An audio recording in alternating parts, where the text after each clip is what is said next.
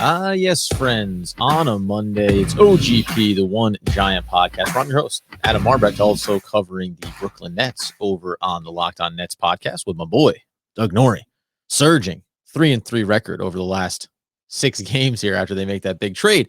But that's not why you're here. You're here for all the New York Football Giants conversations that we're going to get into along the way, including what feels like a somewhat crucial moment here. Free agency is going to be officially starting when offers can be made and deals can be done on the 16th of March. But ahead of that, we have the combine, obviously, for all that rookie class coming in, and then some meetings, some opportunities, as Andy alluded to last week, for executives and GMs to maybe hash out some of the details around these potential moves. And the Giants have some big decisions to make, or specifically, Joe Schoen has big decisions to make to find ways to free up some cap space for this team as they head towards that free agency date, and then even the draft class in behind it. So we're going to break down some of that and offer a scenario where the New York Football Giants do not go offensive line in the first round of this draft. Not saying it's my ideal version of things, but I think there is a path that gets you there, and you have to at least be willing, as Andy and I have talked about going over the last couple of seasons, willing to look at the landscape of free agency, of the draft, and where the franchise is, and say everything cannot be fixed in one day. You can't just go out and do one clean sweep and say, boom, we're a playoff team again. Let's hit the ground running. It doesn't mean that there aren't the more preferred scenarios, whether on this podcast or by Giants fans in general, but there are opportunities here, or at least scenarios, where things go a little bit differently than maybe we're all anticipating. So we will get to that. The other little footnote, though, is it just came out the slate of teams that will be hosting games overseas this upcoming season, which would include the Green Bay Packers and also the Jacksonville Jaguars. Worth noting because the New York Football Giants are away against the Green Bay Packers and the Jacksonville Jaguars in the upcoming season. So some potential that the Giants could be a part of that scenario, playing either both games over in London, either at Tottenham Hotspur Stadium or Wembley Stadium, depending on which opponent it could be, potentially. And I think obviously when you're turning over a new year, you probably prefer not to have to do travel like that when you're a new head coach, new GM. Don't want to have to deal with that scenario, but it's becoming a growing part of the NFL, obviously, more and more year by year. I think they listed Germany is going to be up there as well. Mexico going to be a part of the destinations too. So if the Giants have to walk down that road, it's interesting because I was just thinking, first of all, dependent on whether or not Aaron Rodgers is playing for the Green Bay Packers, changes your perception of that team. But even if it is Green Bay with Aaron Rodgers, I think you'd say, well, we'll take our chances going over to London as an away team, not going to Lambeau Field, and just having the Green Bay Packers deal with travel and some of those issues like we're going to have to deal with, right? You effectively take it to a neutral site. So everyone has to have a little bit of an uncomfortable and an unfamiliar scenario going over there. The Jacksonville Jaguars, on the other hand, because they're a young team, a developing team, we know they have Trevor Lawrence, it almost feels like I'd be fine going down to Jacksonville to play them early in the season or whatever point along the way that it happens. But going over, then it feels like it pulls us down and it makes our version of that week leading up to the game a little bit different. So, listen, hopefully it doesn't happen for the Giants. If it does, though, you live with it, you deal with it, and then you see how it shakes out on the field. But it's interesting to think the way in which it can change for both teams. And then, of course, if you're a home team that loses one of those games in that particular season, that can be a rough one. Although, again, how these play out and who gets labeled home and away goes out the window once that happens. That being the case, let's talk about the combine going on right now. This is where really interesting, as we talked about the top of the draft before, the best player available. You can go by 1,000 different charts here, but if you head over just even on ESPN, which is a big stopping point for a lot a lot of NFL football fans. They have Hutchinson, Neal, Hamilton, obviously the big safety out of Notre Dame, Iquonu there out of NC State, followed by cornerback Gardner, actually ahead by a few spots of Stingley Jr. out of LSU. In between them there, Nakobe Dean, the inside linebacker out of Georgia, and then Thibodeau, 7th overall on the big board out of Oregon, the edge rusher that has been speculated a possible a target for the New York Football Giants, and one the Giants fans are already starting to salivate over. But What makes it interesting is with the Giants picking at 5 and 7, is there a scenario where they would not go with an offensive lineman at picks 5 or 7?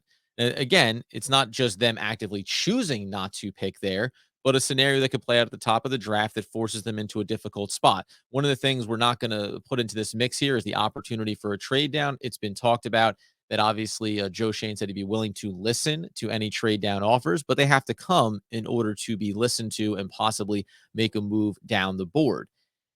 Here's the way it starts, and we kind of walk through these things step by step here to lay out how the Giants could approach free agency as that comes up here on the 16th, and the way it would have a trickle down effect impacting what they do on draft day. Step one would be Giants trade James Bradberry. As we know, James Bradberry is going to be making $21.8 million in the upcoming season. They can clear 12.1 in cap space by trading him, taking a dead cap hit of 9.7 million. In behind this is a couple of factors. One, we know that Wink Martindale and the style of his defense may not be best suited for James Bradberry. We know that the Giants would love to maximize the value of this player, seeing how much he counts against the cap here, and he still is a viable player on the market. Anywhere in that 4th round range would certainly be a pick that they get back. But they have to deal with the fact that teams kind of know that they'd like to move him. So does it diminish the value on what you could get on the market for him? Ultimately, Joe Schoen has come out and said restructuring and kicking the can down the road isn't something that he wants to do. Now, Dave Gettleman had said that as well, and then did exactly that thing time and again here. That's, we won't put Dave Gettleman's flaws onto Joe Schoen, but if we take Schoen at his word, then restructuring and extending or doing anything with the contract for Bradberry and putting some more money onto next year and reducing the cap hit this year doesn't seem like a likely scenario. And freeing up that 12.1 million in cap savings means you can hit the free agent market saying, okay, now we have something to play with here in the short term. And we already talked about last week, Andy and I debated, I won, but we had a discussion where I tried to explain to Andy why the Giants need to trade Saquon Barkley. And if you assume that that's in the wings as well, now you're talking about in just 2 moves, you've gotten yourself upwards of $20 million in cap room to head into free agency and make some moves. And know that subsequent pieces can fall in and behind it. So if scenario and they move off of him, now you're sitting there with an opportunity. How you choose to approach free agency will be interesting. I think when you look ahead to the NFL draft, it's all well and good to say we want Neal to be there, we want Ekwonu to be there, we want Cross to be there. These are all guys that we're going to touch on here in a little bit. Or we want Linderbaum, even if it's a reach to take him in the top 10 because he might be a top 10 talent, but you don't take centers that early in the draft, but there's no trade back scenarios, et cetera, et cetera. But loading up with, a clean sweep, 5 and 7, let's take both offensive linemen there. And then at 36, let's take an offensive lineman and be done with it. The things that I think have to be going on here in the background is the assessment of how the New York Football Giants feel about the free agent market, who they could target, and also the current players on their roster. And even though we assume Nick Gates is not going to be on this roster, I'm not going to go into the possibility of him making a somewhat miraculous recovery from a devastating leg injury. But if you think about a player like Shane Lemieux, he's a 5th-round pick. He certainly showed you something in his rookie year, suffers the injury this past season. Has the Giant staff come in, looked at tape, gone back to how they profiled him coming out of the draft and said, yeah, I think this was a really good prospect and he could certainly develop. Now, to what level you think he's going to play, the short term of just saying we can go another year with Shane Lemieux healthy playing at left guard. You think about Billy Price, who the Giants' previous regime traded for. I'd put it very low level that he's a part of this rotation going forward, shy of being a backup center, still a young player, former first rounder. But the sample size we got on him last year was up and down, hit or miss. And I think you'd say low level consistency. Maybe he'd be better if you had better pieces around him. And then you get to obviously maybe the last and biggest one, and that's Matt Pert. Here's a guy who, in his rookie year, being a 3rd-round draft pick, flashed in this rotational role at right tackle. I think he played, even got in on the guard action at some points there. And you said, hey, maybe it's going to take a little time to develop him, but it looks like we got something here. He follows that up with an absolutely disastrous 2021 season where the regression was almost staggering. And in a year when you had Nick Gates go down and you had Lemieux go down and you had Will Hernandez playing like Will Hernandez, and you're bringing in Bredesen and you're bringing in Billy Price, all these guys, you're bringing in so many different players. Matt Pert couldn't find his way there. The Giants chose to go with Nate Solder. I mean, it was shocking. It was shocking. And Andy had painted that picture coming into the season last year saying there is a scenario where Nate Solder starts for this team. And he wasn't saying he wanted it to be the case, but just that it was possible. And it turned out to be true. Is Matt Pert done? Does this regime come in and say these young players are either capable of developing and being talented pieces that we could work with to whatever degree, backups or otherwise, or are we looking to really clean the slate here? That plays the first factor here as you approach free agency and you make your decisions around how much do we need to go do here? What are the other positions of need beyond the offensive line? And where do we think the value is here, whether on defense or on the offensive side? So that's phase one of this. Do they move off of James Bradberry? Do they free up this cap room? I'm putting Saquon Barkley into that mix with this and saying, now we have money to go pursue someone.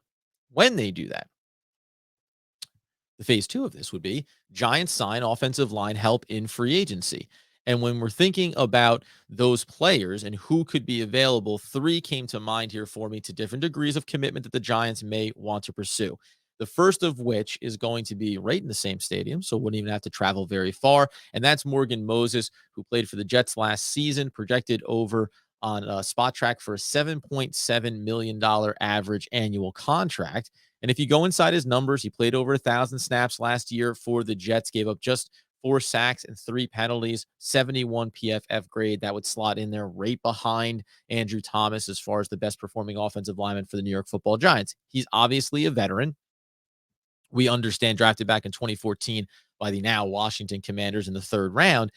But he offers two things for you, a level of consistency and a level of versatility, because the reason why he'll probably be available is we obviously know the mountain of the man on the left side there who had some injuries for the Jets will be back. And then on the other side, they had Fant that they brought in as well. So Morgan Moses rotated a little bit, played at some guard initially, then due to injury, kicked out to the tackle. So you could go out and sign a player like Morgan Moses and bring him in understanding. We have you pegged to start at guard or tackle, depending on how the draft unfolds here. And if we end up taking an offensive lineman early in the draft and you get into camp and it feels like, say, Okonu does fall in this scenario, we're saying he won't, but say he does, and now you bring him in and you go, okay, if that's the case, and Okonu has been speculated as, again, one of those prospects that could be very effective at tackle or absolutely dominant if you moved him to the inside to guard. Okay, let's see how camp plays out. Now, all of a sudden, we pair you there on the right side of the line, and we have our guard tackle combination. Again, short term veteran experience, and at under 8 million, it's certainly a viable option, even if you let's put the pause on Saquon Barkley. All you do is move off of James Bradberry. You now have money to go into free agency and say, let's bring in some level of reliability for this offensive line so we don't put ourselves pigeonholed in the draft to say we need to go make this move. Another player that I want to bring up is going to be over from the recently uh, championship LA Rams, and that's Austin Corbett. The reason why you bring it up is because maybe double T there on the Corbett. Is that he is a player who played, again, 1,000 snaps. He comes in at just 26, going to be 27 in the upcoming season, played a guard for them, 2 penalties, 3 sacks allowed, played to a near 69 PFF grade. And because the Rams are looking at what are they going to do with Aaron Donald? What are you going to do with Von Miller? What are the other areas? Odell Beckham is a question mark here, right? They made a lot of moves, gave up a lot of capital. They are right up against it in terms of bringing players back and trying to run it back one more time, but something's going to sacrifice here. So if you can get into that conversation on a player like this, he's projected to be going for an $8.7 million a year contract, which again, very reasonable. This and at his age, though, unlike Moses, you'd be saying, here's a guy that we can plug in and say on a 3 or 4 year deal, We're going to go ahead and secure our right guard or left guard. We're going to secure a guard spot for our team and know that then we can supplement it in the draft and in free agency over the next couple of seasons to finish building out this line. But consistency and reliability is really what you're looking for here. And if we dial back through his time, he was a 71 rating playing over 1,100 snaps in 2020. And in 2019, however, in a smaller sample size, just 541 snaps, had a disastrous grade there, taking 4 penalties, 1 sack allowed, but he was in the mix there, not obviously playing full time. So you have 2 years back to back here for a player like Corbett, showing you that he has a consistent sample size. If we just back it up briefly here to Moses, since we're doing it with Corbett as well, 2020, he played to an 80. In 2019, he played to a 65. In 2018, he played to a 64. In 2017, he played to a 67. So he's risen a couple of times here, but the bottom line is there is a level of consistency, and I'll liken it to the Kevin Zeitler move. Now, he looked absolutely phenomenal for the Baltimore Ravens, but I'll put him into that group of saying consistency and reliability. And then when you put some other pieces around them, all of a sudden they get more consistent for you as well. The last guy that we'll bring up here in free agency, and certainly a more um, speculative name to throw out there, would be from the Dallas Cowboys, obviously division rival, and that's Connor Williams. He's the youngest player out of this group at just 24 years old. We know that they have their own cap issues there in Dallas. They have to think about what they're going to do with Cooper. You have the wide receivers to consider. Obviously, depending on where the money gets allocated, you're going to find yourselves having to let someone go. And in Connor Williams' case specifically, he is the guy that when you look over at his PFF grade, you do kind of get into this murky one where you say took 15 penalties over 948 snaps, which is 1 sack allowed. The interesting piece, though, is he still played to a 76 PFF grade. So for all of the negatives of not being able to reach out and grab and put himself in a bad spot and ultimately put the offense in a bad spot, if you can clean up those bad plays, all of a sudden you have the best rated prospect, the youngest prospect, and arguably a guy that you think could be anchoring your team for years to come along a young offensive line. I guess the one difference you would look at is saying, remember, Andrew Thomas will be coming up in another year or two for his contract, and just when and where do you want to spend the money? But theoretically, putting a player like Williams on the books, who played to a 71 the year prior and only took 4 penalties and gave up 4 sacks, by the way, after having a young and developing 2019 season, where again, 6 penalties, only 1 sack allowed. It's the penalties, it's the consistency. And he seemed like he took a really big step back this past season with those 15. But if you could get him on the books for a big number right now, and you need a little bit more than what you're getting just off of moving James Bradberry, all of a sudden, though, you'd be saying, okay, so for the next 2 seasons, we're paying him big money. Then we'll start to get ready to fold in Andrew Thomas. Then another 2 years behind that, some of our young draft picks. And oh, by the way, in the background, as the Dallas Cowboys have done, you're constantly bringing in more young talent through the draft to prepare to eventually move on from any number of these players. Connor Williams, 1 contract, 4-year deal at 28 years old. He hits the market. If he's played phenomenally for the Giants, he's looking to get a big payday. That's great. Maybe you bring him back, etc. But this would be, again, big splash, big dollar amount, if that's what it ends up being on the market. But should Joe Schoen and the Giants consider the idea of bringing in a young, incredibly talented player that, if they believe in their coaching staff, if we can get rid of the penalties here, and those sometimes come down to mental issues, not about ability on the field. If we can clean those up, we've got ourselves a stud guard to put on this offensive line along with Andrew Thomas. So those are just 3 of the names that they could look to add. And the bottom line being, because there's different degrees to this, I'm giving what I'll call somewhat high profile names on the free agent market. I don't think that the Giants go to free agency and they look at and bring in some veteran offensive linemen, a tier above the Bredesons of the world or the Matt Skuras who were cut before the Giants brought him in. But a little bit better than that, but essentially saying this is a stopgap and hopefully we can replace and give competition through the draft and maybe not even have this guy as a starter for us, but ultimately put him as an experienced backup to help build this offensive line and the young talent as they start their NFL careers. If they're going to do that, then it doesn't prohibit them from anything they want to do in the draft. But if they go and make a move like this on one of these players, now it can shift your perspective a little bit. And as we've said this before on the podcast, it shifts the sense of necessity to go do a very specific thing when you get to the draft, putting yourself in a situation of desperation that if we don't go get an offensive lineman here at 5 or 7, boy, are we in a world of hurt, because now we know we need to go do it at 36. And what happened to the board there? And do we need to move up a little bit? And now are we trading away assets to make sure we go secure one more offensive lineman? That is more of a desperate move, a panic move. And I don't think that Joe Schoen wants to be approaching this draft that way. So to whatever degree or ever dollar amount they're going to be willing to move in those waters of free agency, these are 3 viable options. And if I had to give my take on it right now, understanding that I think Connor Williams might be a little bit out of reach, Morgan Moses would be a really smart veteran short-term fix to bring in some stability on this line. Then we turn our attention over to the NFL draft, where we speculate. What if the top 2 prospects are off the board at 5?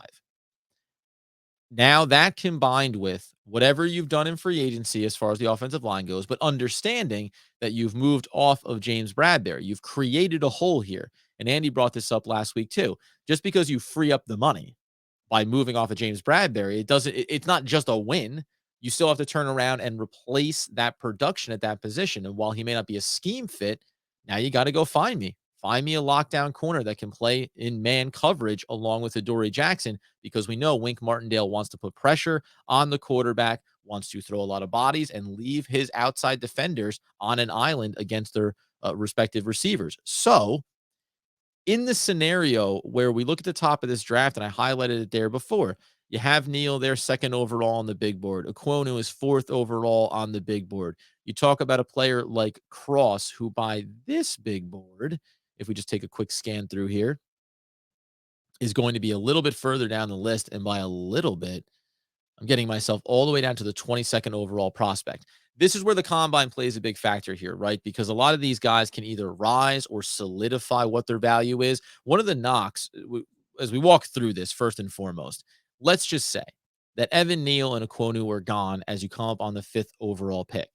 Now, in that scenario, you would assume that a guy like Thibodeau is going to be there for you because other teams ahead of you that potentially could have been looking at one of the edge rushers, they haven't gone that route, right? Maybe it's going to be the New York Jets at 4 that is looking at a player like that, instead of going maybe into the safety room, as some people speculate they could, maybe into the cornerback room, however they may look to address their needs. If all of a sudden both of those top offensive linemen are gone and the Giants are sitting at 5 right now, I would be hard pressed to say take Cross at 5 or even at 7 potentially.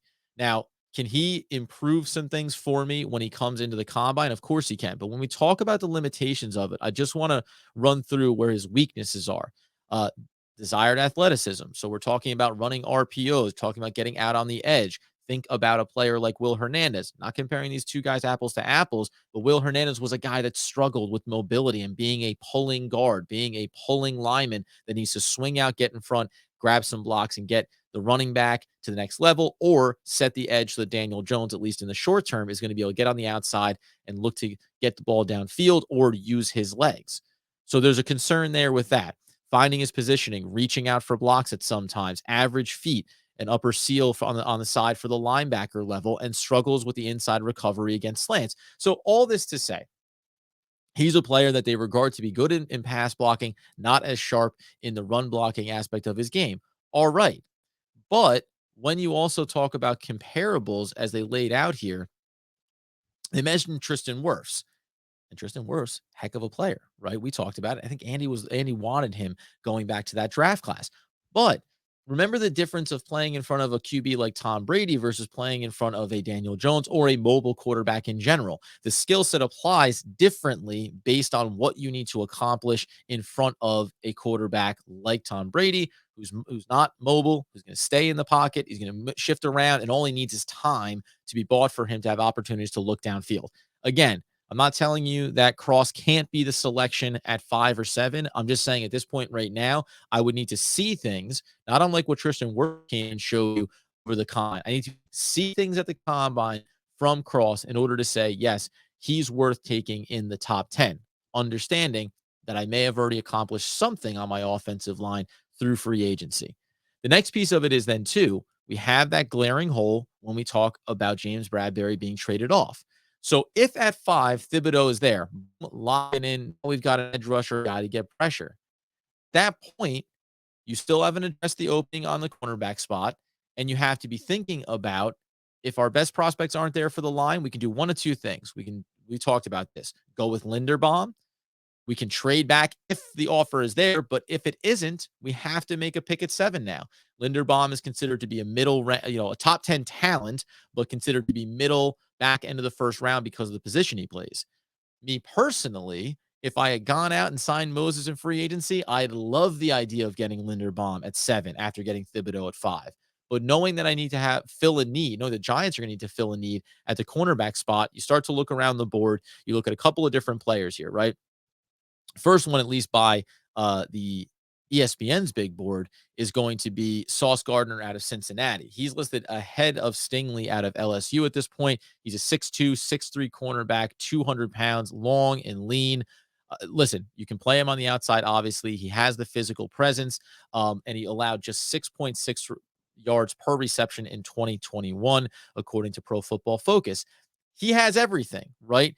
Going to need to get a little bit bigger. Again, when you hit up some of the weaknesses, I said 6'2", 6'3", just 200 pounds. So he doesn't necessarily have the big body to go, big body height-wise, but big body from a physicality standpoint to go at and challenge and jam outside wide receivers at the line of scrimmage, bump them off their route, disrupt their timing, and give the edge rushers a chance to get home against the quarterback. Those are things that I want to see him do a little bit better at. And then also, he's referred to as a little bit of a catch and drag tackler, as in trailing, get caught in behind it, and then grabbing and pulling down after the fact. These are all things that, you're going to work your way through as the combine rolls. I'm going to give a quote on these next 3 guys, cornerback, and we're also going to touch on, of course, the big safety out of Notre Dame. I see Stingley going before him, said one NFC scout for a team. So a little debate here around the way the board lays out, but he's developing really quickly, and I like how he doesn't give receivers any breathing room when he plays in press. These are attributes that Wink Martindale wants to have on the outside for his cornerbacks, and certainly this is a kid. If you know me on the offensive side of the ball too, I like long, lean wide receivers that have some burst and can go up and challenge, take things over the top. I like having length at my cornerback position, provided that their hip quickness and their twitch and being able to rotate and get upfield with the receivers is strong enough. I just love having the size because you can't do anything more than your height allows you to do. Timing, all those things, being able to leap and get up and challenge the ball. But when you're going up against 6'2", 6'3", 6'4" wide receivers, it doesn't hurt when you're playing eyeball to them off the line of scrimmage. The next player would be, of course, Stingley there, who, go with the quote here first just to get it off the top.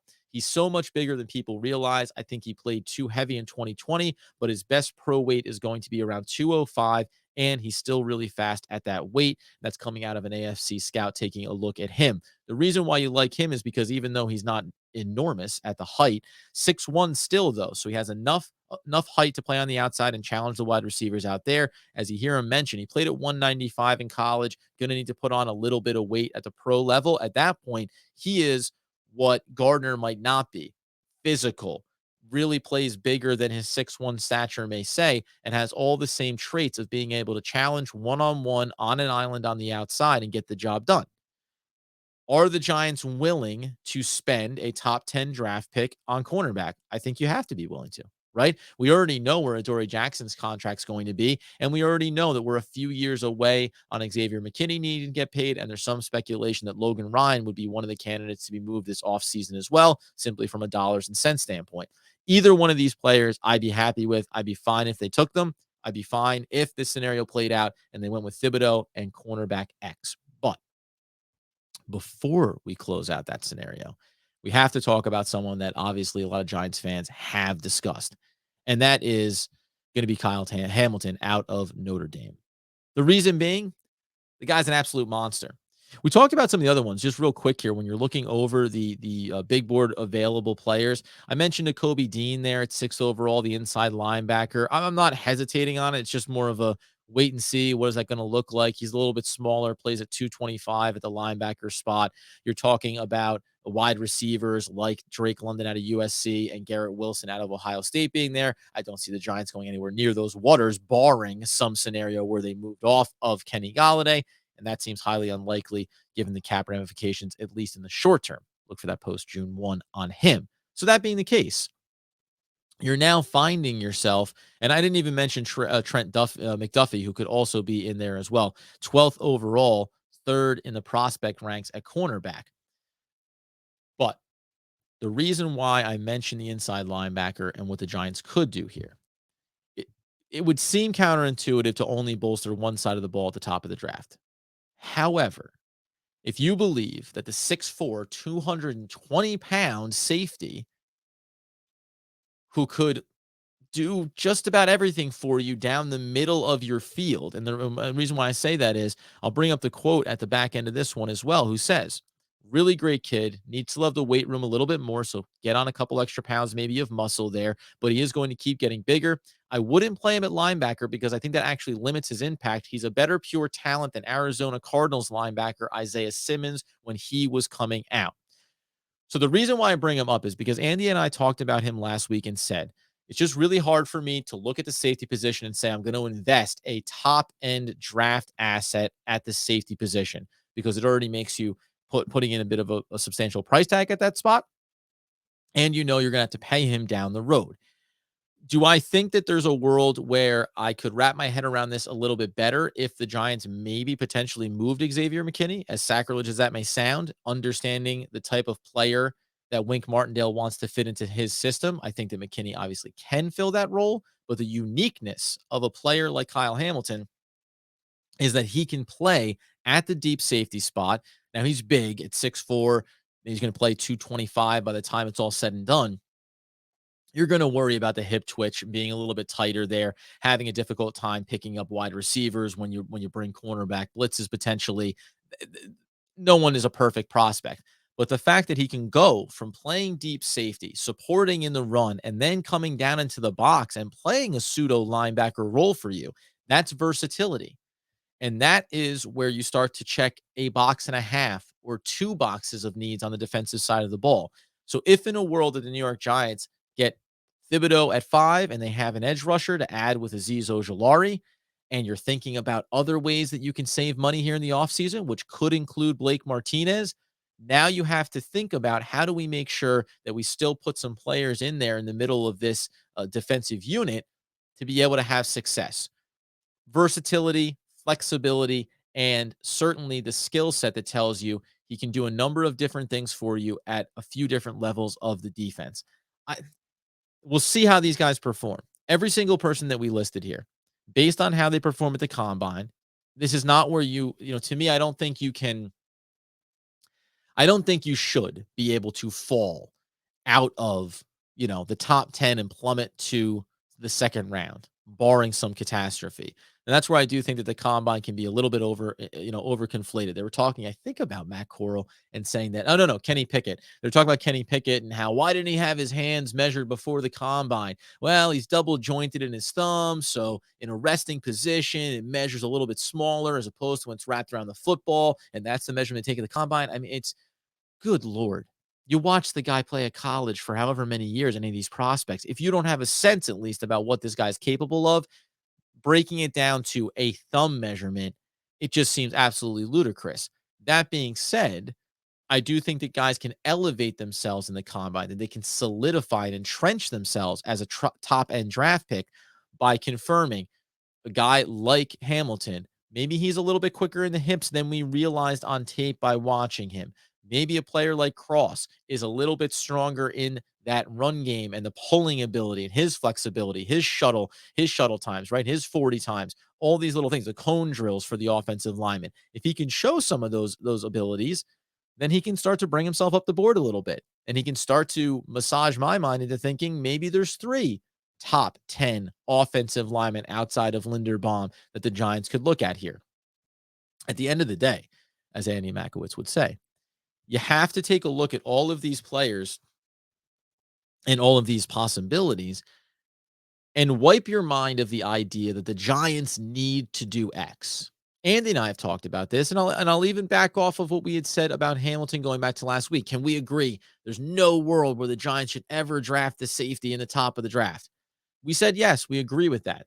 That's more personal preference than reality, though, because we have 2 weeks here, a little more before the free agency market hits, a lot of things are going to change. The Giants and Joe Schoen are going to free up cap room. They're going to hopefully be able to sign a couple of key free agents that are going to shift what their needs are going to the draft. And then when you get there, the board is going to dictate what's possible for you. And while and I think Andy look at a safety position and say, one, we have Xavier McKinney, and we're certainly a fan of the young man. If you're trying to reset the timeline and he's already going to be in year 3 now, so you're only one more year away before you have to go into negotiating with him on a contract. Maybe the Giants want to avoid that. And also, what's the timeline for this team to succeed? And that goes both ways. Is Hamilton going to be here on the rise as the Giants are looking to win playoff games and win divisions? Or is he going to be playing on a rebuilding team over the next 2 or 3 seasons? And when it comes time to pay him big dollars, when you probably need him the most, when the Giants want to be winning playoff games, all of a sudden you don't have the cap room anymore, or you have other pressing needs on the offensive line. So you're certainly playing in a little bit of a devil's bargain to be a better team in the short term while understanding all of the long-term ramifications.